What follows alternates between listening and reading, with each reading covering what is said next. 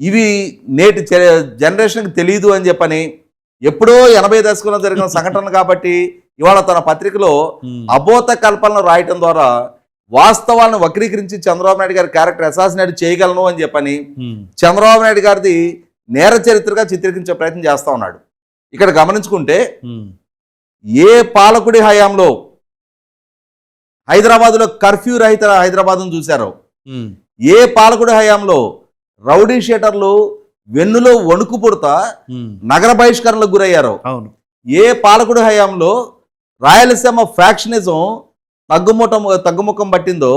ఆ పాలకుడు చంద్రబాబు నాయుడు అని చెప్పని రాష్ట్రానికి తెలుసు, దేశానికి తెలుసు, ముఖ్యంగా నీ రాయలసీమకు కూడా తెలుసు. మిస్టర్ జగన్మోహన్ రెడ్డి, ఇవాళ నీ భార్య చేతిలో ఒక పేపర్ ఉందని చెప్పని ఆ భార్య జీతం ఇచ్చి పోషించుకునే వాళ్ళు నీ కళ్ళల్లో ఆనందం చూడటం కోసం, నీ తప్పుల్ని కవర్ చేయడం కోసం నువ్వు నీ స్క్రిప్ట్ని వాళ్ళ పార్టీ నీ స్క్రిప్టు నీ పార్టీ కార్యాలయం నుంచి వచ్చిన స్క్రిప్ట్ని పేపర్లో పబ్లిష్ చేసి నీ రాజకీయ ఆరోపణలని వార్తాపత్రిక ద్వారా చలామణి చేయించే ప్రయత్నం చేసిన చంద్రబాబు నాయుడు గారి నేపథ్యం ఏంటని తెలుసు. ఆచి చికెన్ మసాలా